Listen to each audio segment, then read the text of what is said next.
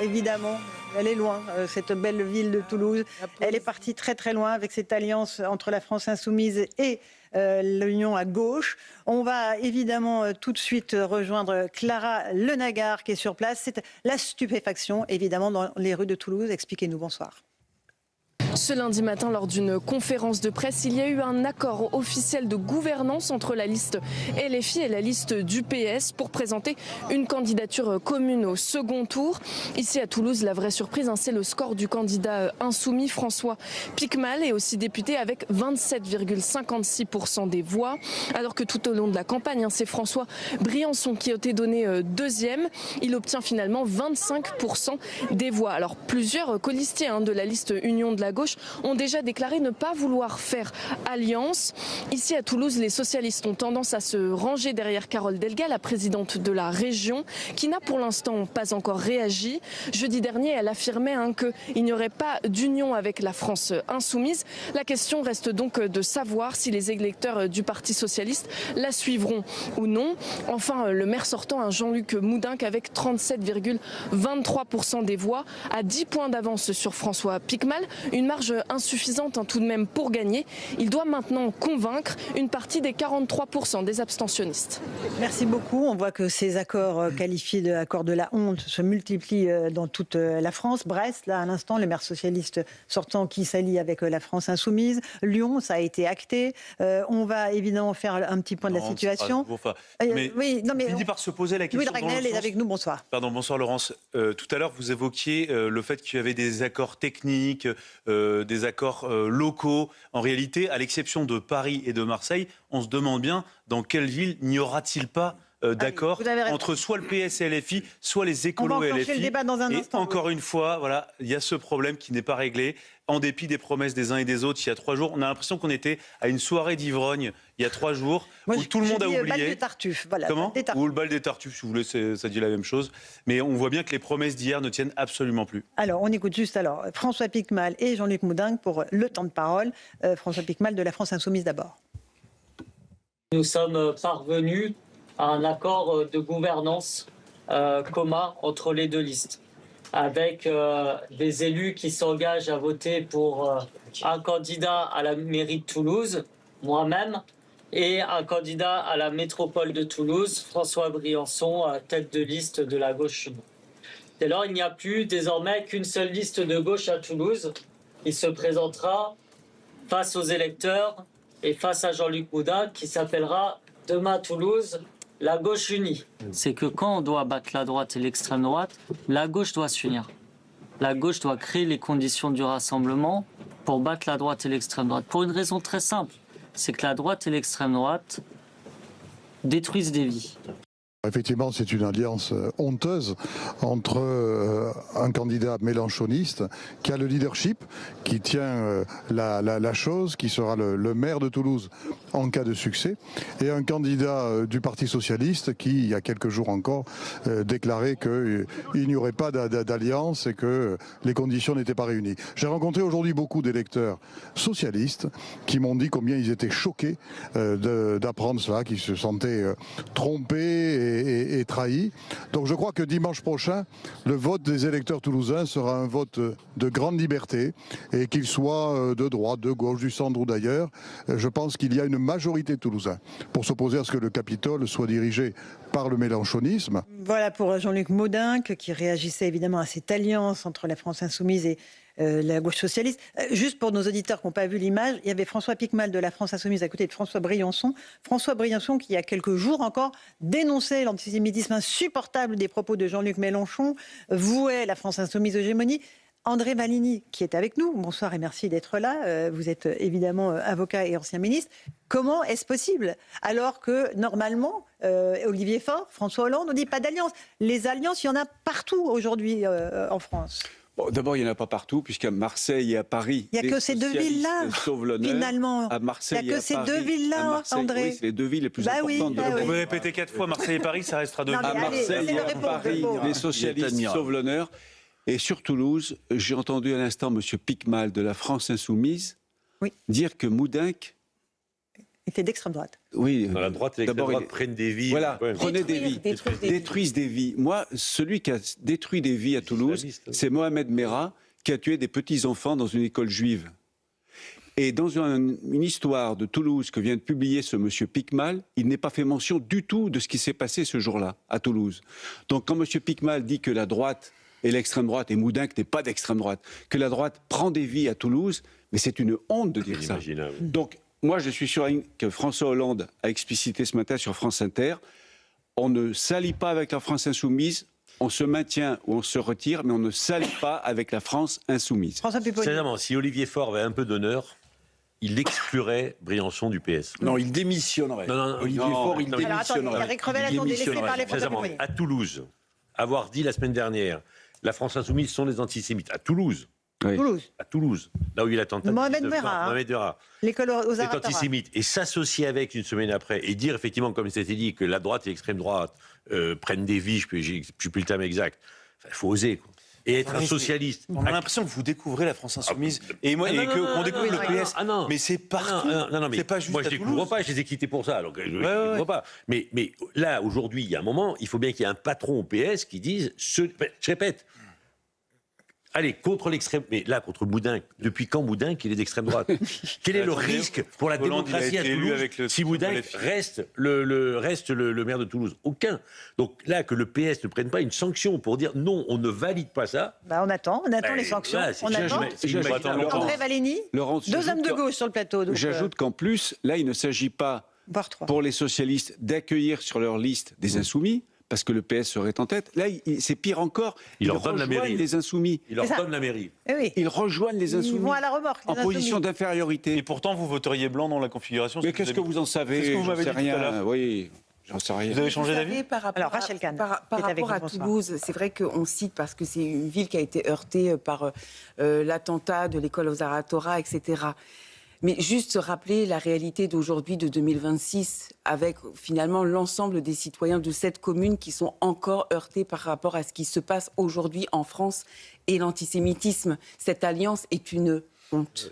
Alors, Éric Revel. Non, mais c'est Un dire dernier mot que sur Toulouse. en fait, c'est la stratégie de On va Jean-Luc écouter Nouvero Mélenchon après. triomphe, pardonnez-moi. Il connaît tellement bien le PS qu'il en a été longtemps, et il connaît la lâcheté, la rouerie et les petites magouilles entre deux tours. Donc il en use après avoir imposé sa stratégie. Et là, on a deux hommes de gauche qui nous expliquent que heureusement, le Nord est sauf à Marseille et à Paris, et que pour le reste...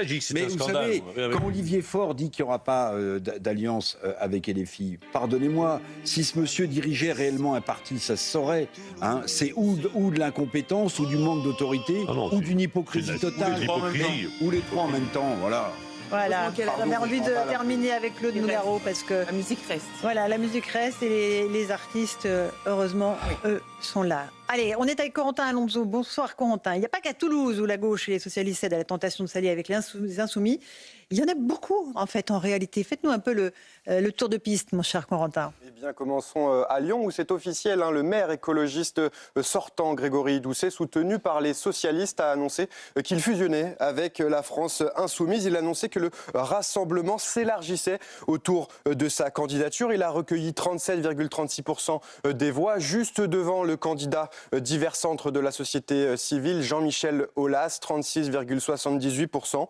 Il s'agit d'un accord technique sans modification du programme ni de promesse de siège, avec donc la liste d'Anaïs Belloissa-Chérifi qui avait recueilli 10,4% des voix. Même situation cette fois à Nantes, où la maire sortante Johanna Roland a recueilli 35,24% des voix, mais elle reste menacée par le candidat de la droite et du centre juste derrière avec 33,77% des voix. Elle doit donc élargir sa base. Elle avait annoncé avec le candidat William Aucan que des négociations de la France insoumise et le Parti socialiste, entre les deux partis, des négociations avaient débuté. William Aucan qui avait recueilli 11,2% des voix, mais finalement, retournement de situation, elle hésiterait à s'allier plutôt avec le candidat divers centre Mounir Bellamiti, ancien député Renaissance, qui avait lui recueilli 8,12% des voix et qui était arrivé en 4e position. Situation difficile également pour le Parti socialiste dans son bastion historique de Clermont-Ferrand, bastion socialiste depuis la libération Libération, le candidat et maire sortant Olivier Bianchi est arrivé en deuxième position à 30% des voix, juste derrière le candidat LR, Julien Bonny, qui recueille près de 34% des voix. Il annonce, le maire socialiste, finalement fusionner avec Marianne Maxini, candidate de la France Insoumise, qui avait recueilli 17% des voix. Donc fusion officielle entre les socialistes et les insoumis à Clermont-Ferrand. Enfin, à Avignon, la cité des papes, la candidate insoumise Mathilde Louvain, réputée proche du député Raphaël Arnaud, fusionne avec le candidat socialiste David Fournier. Ils étaient arrivés au coude à coude entre la 3e et la 4e place, autour de 19% des voix. Le candidat arrivé en première position d'hiver droite, Olivier Galzi, dénonce une fusion de la honte à Avignon. Merci beaucoup, Corentin.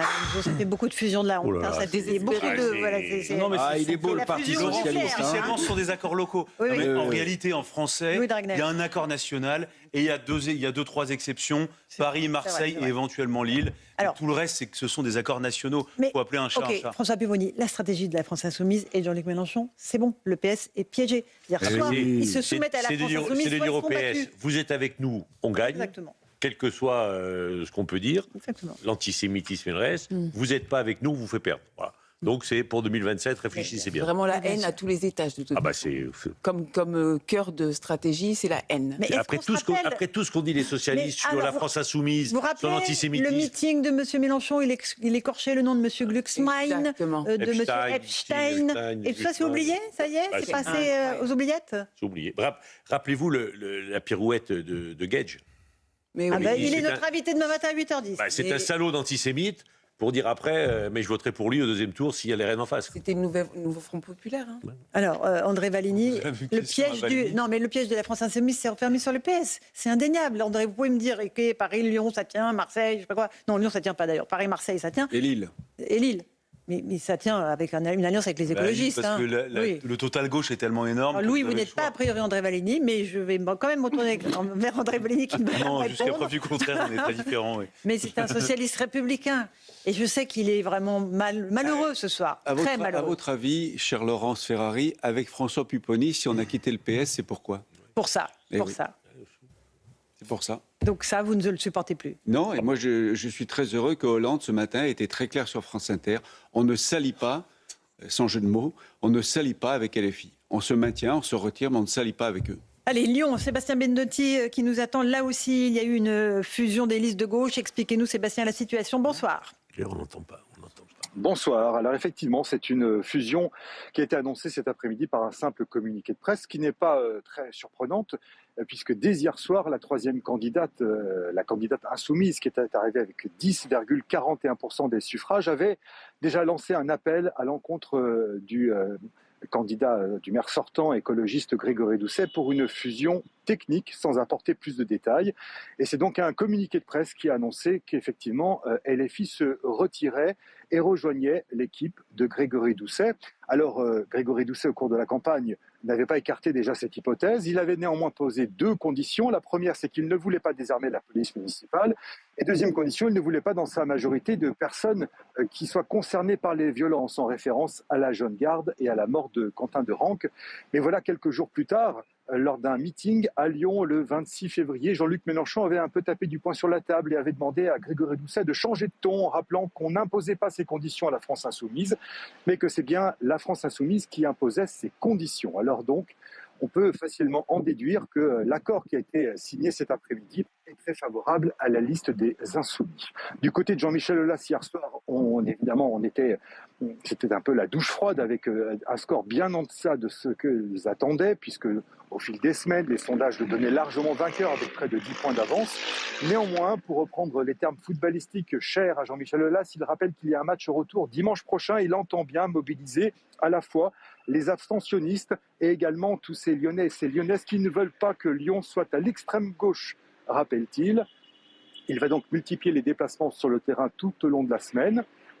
Petite précision, il faut rappeler qu'en cas d'accord avec LFI, Place Publique avait annoncé qu'il se retirait également de la liste de Grégory Doucet. Quant à Grégory Doucet, donc, a désormais accompagné de la France Insoumise, il appelle à une grande mobilisation demain, 19h, place Louis Pradel, c'est-à-dire la grande place qui est située juste en face de l'hôtel de ville de Lyon. Merci beaucoup Sébastien Bendotti. À l'instant, on apprend qu'à Strasbourg, la maire écologiste et la France insoumise annoncent s'allier pour le deuxième tour des municipales. Contre une socialiste. Et voilà. Oui. Non mais oui. Quand ça vous arrange. Les alliances. Mais non, mais enfin, c'est objectif. André Valéry, allez-y. Un coup, c'est avec Catherine les Trautmann est socialistes, un jour, c'est candidate. con. Catherine Trautmann, socialiste, va affronter des insoumis, des écologistes. Ça vous fait pas plaisir, ça? Non, mais ça veut dire que c'est la stratégie de Mélenchon. Il veut faire payer aux socialistes et refuse de ne pas s'allier avec Mais aux eux. socialistes, au vert, voilà. Il vous fait tous trembler. Les payer les socialistes. Vous n'êtes pas avec nous, vous allez perdre. Vous êtes Exactement. piégés. Les Elle vous fait socialistes peur. sont piégés. Elle va gagner? Ils sont piégés. Elle va gagner, Trautmann? Eh bien, écoutez, Elle va gagner? on verra ça. Petite pause, on se retrouve dans un instant. On continuera le tour de France. On évoquera ce qui s'est passé à Saint-Denis avec l'élection au premier tour d'un maire LFI et à Roubaix. À tout de suite. 18h20 de retour dans Punchline sur CNews et sur Europe 1. Gabriel Attal réagit à l'instant. Lyon, Limoges, Brest, Clermont-Ferrand, Tours, Avignon, Toulouse, Besançon, de plus en plus de grandes villes. Ce qui devait être impossible devient en fait la règle. Les socialistes et la gauche s'allient avec la France insoumise. Malgré les promesses et malgré les grandes déclarations, la France a plus que jamais besoin que les démocrates se tiennent debout, pas à genoux. Éric Revel, déclaration de Gabriel Attal, martiale, très claire. Oui. Il a été un peu moins. Il a été moins lors des élections législatives précédentes où il proposait un front républicain, même s'il fallait voter. Oui, d'accord, mais si vous voulez, oui, écoutez, très bien, mais je rappelle quand même. Ces hommes politiques qui ont la mémoire plus courte que les Français, c'est quand même extraordinaire. Maintenant, j'ai du mal à imaginer qui pourra incarner le centre, Gabriel Attal, parce qu'il y a un homme politique dont on n'a pas parlé, là, c'est quand même Édouard Philippe, au Havre, qui, voilà, il était donné en difficulté. Finalement, il fait un très bon premier tour. Oui, s'il gagne, voilà, il pourra lui incarner le centre. Quant aux déclarations, si vous voulez, des uns des autres, je me mets à la place des Français qui nous écoutent et qui nous regardent. Ah non, Laurence, mais vous savez ce que ça donne? Vous savez ce que ça donne comme image? Ça donne l'image du tripatouillage, on comprend plus rien, il y a fusion de listes, rapprochement technique. Mais ils comprennent très bien les Français. Mais ne les prenez pas pour des idiots. c'est pas ça. C'est pas qu'ils ne comprennent pas, c'est qu'ils en ont ras-le-bol de ce tripatouillage incessant. Alors peut-être que André Valigny me dira que c'est la normale des choses dans une élection, mais c'est aussi pour ça que les Français se désintéressent de la politique, André, y compris répondez localement. aux attaques incessantes du picador Revel. À dominer, justifier l'injustifiable. Non, ce qui est vrai, c'est que Laurence Ferrari a raison, les Français comprennent tout. Mais là où vous avez peut-être un peu raison, Éric, c'est que ça ne leur plaît pas beaucoup, tout ça. Bah oui. Évidemment. Ça les dégoûte de la politique. C'est plus que ça. Ça heurte les Français. Dans une situation compliquée, où on a beaucoup d'échanges, beaucoup de débats, et notamment sur nos principes fondamentaux. Alors ça fait presque un discours de Miss France de dire ça, mais en réalité, ce qu'on a au cœur, c'est quand même la situation de la France. Vous avez parlé des belles villes comme Toulouse, comme Nantes, comme Brest. Moi, je viens de Tours. J'ai mal au cœur de ce qui se passe à Tours. Vraiment, c'est une alliance de la honte avec ces propos antisémites, cette violence, cette haine via la rue, via les réseaux sociaux. Franchement, c'est honteux, ces accords. Henri Guénaud nous a rejoint. Bonsoir, Henri Guénaud. Est-ce que ce scénario qui s'écrit sous nos yeux était finalement extrêmement prévisible et que les gauches allaient se rapprocher, évidemment, et que peut-être que les droites, un jour, finiront par se rapprocher? Quel est votre sentiment là-dessus, cher Henri Guénaud? Très pensif ce soir, je vois. Oui, mais parce que je pense que ça ne sert à rien de prendre le débat de cette façon. Alors, je vais reprendre ce que disait Éric Revel à propos du discours de Gabriel Attal. Alors, il n'y a pas que les dernières législatives et les dernières présidentielles aussi. Oui, bien sûr. Voilà. C'est-à-dire que la démocratie, soit vous interdisez les partis. Bon. Vous interdisez tel ou tel parti, vous dites voilà, ce qu'il dit est insupportable, ce qu'il fait est insupportable. On l'interdit, il y a des recours, les juridictions tranchent, très bien. Si ces partis sont autorisés à concourir. Et sont élus. Bon, après. Eh bien, forcément, il y a des alliances, il y a des voilà, il y a des combinaisons, il y a alors pas forcément glorieux, mais c'est la démocratie dans ce cas-là de plus vivant. Pourquoi ça se passe comme ça au municipal? Parce que le système électoral est fait pour ça. Si vous ne voulez pas que ça se passe comme ça, ben c'est facile. Vous dites il y a deux tours, au second tour, il n'y a que 2 candidats. D'accord. Voilà. Ouais. Dans ça, vous n'avez plus de triangulaire. Voilà. Bon, ce qui se passe à la présidentielle. Bon, à la présidentielle, la question des alliances de second tour, elle ne se pose pas. Ben si, bon. Bien sûr que si. Non, il n'y a pas d'alliance second tour. Faites pas un programme commun avec quelqu'un d'autre. Les gens vous apportent leur soutien s'ils en ont envie. Au municipal, s'il y a 2 tours, il y a des alliances. Hein. Comment Au municipal, si vous maintenez 2 tours, il y aura forcément des alliances. Si vous ne voulez pas d'alliance, il faut faire qu'un seul tour. Hein. Mais vous ne pouvez pas. Si vous avez que 2 tours, vous ne pouvez plus avoir de fusion de liste. Vous ne pouvez plus avoir... Voilà, c'est fini. Bon, donc ça ne vous choque pas, on a compris. Non, c'est pas ça. C'est que c'est même pas que ça ne me choque pas. C'est que c'est comme ça. Voilà, on peut trouver ça bien, pas bien. Moi, ça ne m'enthousiasme pas. Mais... Voilà, donc regardez le débat d'aujourd'hui. Alors, vous êtes un salaud parce que vous travaillez avec les néofascistes, etc., vous leur parlez, vous vous alliez. Bon, ça, c'est le premier camp. Le deuxième camp, c'est vous alliez à LFI, les antisémites, les antifascistes, etc. C'est-à-dire qu'il y a un moment où, à la fin, il n'y a plus que ça dans le débat. Ouais, donc il n'y a plus que ça dans le débat. Moi, je constate une chose à propos de LFI, c'est qu'on a dit... tout ce que fait Mélenchon est un suicide, ça va l'affaiblir, ils vont disparaître, et qu'ils n'ont pas disparu, et que c'est une stratégie, et c'est une stratégie qui marche en partie. C'est-à-dire qu'elle... Voilà, mais c'est ça qui est intéressant, d'analyser et de savoir comment on le combat. Exactement. Oui, c'est pas très rassurant, c'est-à-dire que la photographie de la France aujourd'hui, sur des choses extrêmement concrètes, c'est pas très rassurant. Mais rien n'est rassurant dans la situation, dans l'état de la société française et de la politique française. Vous avez raison, Henri Guénaud. Écoutez ce que... Alors, hier, à Saint-Denis, c'est le maire LFI, le candidat LFI qui a été élu maire. On va écouter ce qui a été scandé par ses partisans dans son QG à Saint-Denis. Écoutez, nous sommes tous des enfants de Gaza. Nous sommes tous des enfants de Gaza. Nous sommes tous des enfants de Gaza. Nous sommes tous des enfants de Gaza. Ça, Louis de Ragnel, en fait, ce sont des slogans. Qu'est-ce que ça vient faire dans une élection municipale ? Ça n'a rien à faire dans une élection municipale. Enfin, il n'y a aucun lien entre la situation à Gaza et une élection municipale. Alors, je sais que c'est à Saint-Denis, qu'il y a une population d'origine étrangère qui est extrêmement importante. Mais voilà, encore une fois, ça n'a rien à voir. Moi, ce que je vois, c'est surtout... M. Bagayoko a été élu au premier tour. Vous regardez un certain nombre de vidéos qui a eu lieu à l'occasion de cette soirée électorale. Eh bien, on a l'impression de voir un territoire qui a complètement fait sécession. C'est du séparatisme tel qu'il existe maintenant de plus en plus en France. C'est-à-dire que ce sont des gens qui parlent de choses, d'enjeux qui n'ont rien à voir avec le motif de l'élection. On est sur un territoire qui fait sécession, Henri Guénaud, pour vous ? Oui, c'est pas le seul. Il y a des sécessions par territoire, il y a des sécessions à l'intérieur même de la société. C'est l'état de la société française. Quant à savoir pourquoi les gens votent. Mais vous pouvez voter comme le voisin pour des raisons diamétralement opposées. Donc, c'est un constat. Ils votent de cette façon. Les uns à cause de Gaza, les autres à cause de l'antifascisme, les autres... Bon, c'est comme ça. Voilà. La question, c'est que fait-on face à l'état de cette société, à la maladie qui ravage, aux maladies qui ravagent cette société. Je trouve que le commentaire de... Moi, je vote pas pour LFI. Voilà, moi, je refuse qu'on importe les conflits extérieurs en France. Mais c'est un fait que ces conflits, ils sont là. Ces fractures, elles sont là. Voilà. Et j'ajoute, si je me permets, une chose, c'est que ça fait des semaines et des semaines qu'il y a un certain nombre de répliques qui sont tentées par les partis du centre et de la droite contre la France insoumise, accusations d'antisémitisme, qui d'ailleurs n'est pas approuvée, puisque chaque semaine il y a un dérapage, accusations de ne pas respecter les valeurs communes, et on voit bien qu'en fait, il faut trouver d'autres arguments supplémentaires. Ces arguments ne sont pas suffisants pour faire reculer le vote LFI. Henri Guénaud l'a très bien dit, en dépit de toutes ces alertes qui sont sonnées, eh bien, la France insoumise continue de progresser. Partons à Roubaix maintenant, où le candidat David Guiraud de la France insoumise est arrivé en tête avec 46,64% des voix. Célia Barotte est sur place avec Florian Doré. Bonsoir à tous les deux. Expliquez-nous, là, est-ce qu'il y a des alliances éventuelles ou est-ce qu'il n'y a pas du tout ce cas de figure pour l'instant à Roubaix, Célia ?